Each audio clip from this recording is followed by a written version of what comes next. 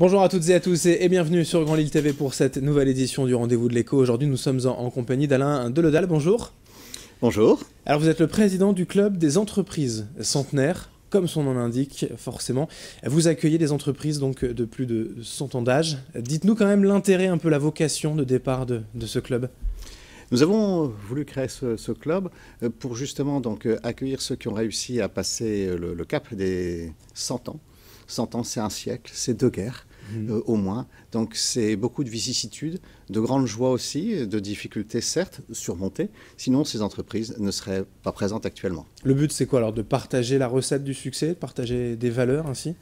L'idée, tout au départ, c'était à la faveur de la création du club en 2012, voyant un petit peu arriver 2010-2011, cet anniversaire de 100 ans, que de se dire, dans le fond, pourquoi le faire comme on l'a toujours fait, un petit peu ex nihilo, sans élargir, sans être plus collaborant. Et quoi de mieux que de le faire avec d'autres entreprises et qui auraient exactement pile aussi les 100 ans. Ce fut donc l'idée originelle de la création de ce club, avec établissement de Lattre, avec Verquin, et puis Briqueterie du Nord. Nous étions 4 tout au départ, et ce club donc, est parti de ces 4-là. Aujourd'hui, alors, 2 ans après la création du club, combien d'entreprises vous ont rejoint? Nous sommes actuellement 31, on a juste passé la barre des 30, un de plus, alors que nous étions tout au départ 19. Vous voyez, c'est encore très peu, mais nous n'avons pas non plus beaucoup de moyens pour reconnaître ceux qui auraient cette qualité d'entreprise centenaire telle qu'on les souhaite. C'est donc bien la raison pour laquelle, aussi, on en profite pour faire un appel à tous ceux et toutes celles qui voudraient nous y rejoindre. Oui, un peu de communication, ça ne fait pas de mal forcément. J'imagine qu'il y a tous les ans, tous les mois, des entreprises qui peuvent vous rejoindre, puisque voilà, on passe le cap des 100 ans. Tout à fait. Et on les accueille donc très volontiers. On demande juste que le siège social soit dans le département 59 et 62, puisque nous sommes ressortissants donc, de chambres de commerce. Et puis que le centre décisionnel reste en effet sur le territoire. Il y a donc mettre en commun ces valeurs, les fondamentaux pour réussir. Quels sont-ils alors, la recette du succès pour passer le cap des 100 ans? Nous aimerions bien avoir une recette, un vaccin qui permettrait de penser qu'effectivement on sera ad vitam aeternam, mais non, ce serait trop beau. Les arbres, vous savez, ne vont pas toujours jusqu'au ciel. Donc on peut y rêver et on est là pour ça aussi. On est plutôt dans une recherche des bonnes manières, des aspects qu'il ne faut surtout pas oublier, qu'il faut surtout intégrer dans la démarche, de sorte que on soit plutôt long-termiste, pas trop de coups de poker, et qu'avec ce genre de raisonnement, on aille toujours de l'avant, chacun dans son entreprise, sans pour autant risquer de gâcher tout le travail précédent. Ces entreprises ne sont pas en danger, si, il y a toujours des risques, c'est pas parce qu'on a 100 ans. Bien sûr. Les métiers, vous prenez les métiers de chacun d'entre nous, en 100 ans, ont beaucoup changé, tout a changé, l'univers change. Mais l'adaptation, et c'est justement une de nos forces, je pense, les entreprises qui s'inscrivent dans la durabilité, eh bien, c'est de s'inscrire dans le temps.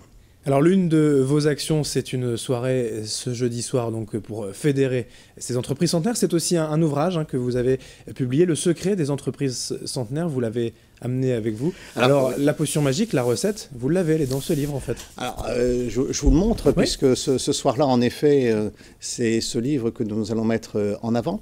Ce livre a été donc coécrit par 27 d'entre nous, avec une démarche tout à fait atypique, puisque nous ne souhaitions pas relever chacun de nos success stories, mais nous souhaitions davantage mettre en exergue les difficultés que les uns et les autres ont pu rencontrer et comment on a pu, dans chacune des situations, certes personnelles, certes qui ne se reproduiront jamais à l'identique, mais n'empêche quels ont été les ressorts qui ont permis donc de s'en sortir. Donc on espère franchement... Et pour qui alors ce livre? Pour des chefs d'entreprise, des nouveaux chefs d'entreprise, des créateurs d'entreprise? Bien sûr. Et on souhaite que ce livre soit œuvre utile. Alors d'abord, il est agréable à lire. Ensuite, il y a des témoignages qui sont parfois un peu poignants, personnels, et qui méritent que l'on s'y attarde. Alors pour revenir aussi sur cette soirée ce jeudi, dites-nous en plus. Alors, le programme de la soirée, qui peut vous rejoindre? Alors ce jeudi, ce sera donc une soirée qui se tiendra donc à l'EDEC, à Croix. D'accord. À partir de 18h, ce sera l'accueil, 18h30, on compte commencer, avec comme intervenant majeur, monsieur Jean-Pierre Le Tartre. Alors Jean-Pierre Le Tartre, c'est le président de EY. Il bénéficie d'un observatoire évidemment tout à fait intéressant. Et il a aussi une deuxième fonction, c'est qu'il est président au MEDEF du pôle prospective des entreprises pour 2020. Donc on raconte dans ce livre, en fait, notre histoire passée et on espère que cette soirée, œuvre utile également, eh bien, nous parlera des entreprises à venir et de notre modèle donc d'entreprise tel qu'il va évoluer chez chacun d'entre nous. Bon, donc pour vous rejoindre, c'est libre, j'allais dire, il reste de la place pour ce jeudi, pour cette soirée. Alors très volontiers, c'est toujours possible de s'y inscrire. La recette, c'est sur le site donc, de la Chambre de commerce, l'île Place Tertiaire. On s'inscrit en ligne et puis on vient. Merci Alain Deledal, donc le président du club des entreprises centenaires, avec un ouvrage et une soirée ce jeudi pour les clés du succès dans la région. Merci d'être venu sur le plateau pour nous en parler. Merci. On n'a pas fait. Et merci à vous de nous avoir suivis sur Grand Lille TV. Dans un instant, l'information continue.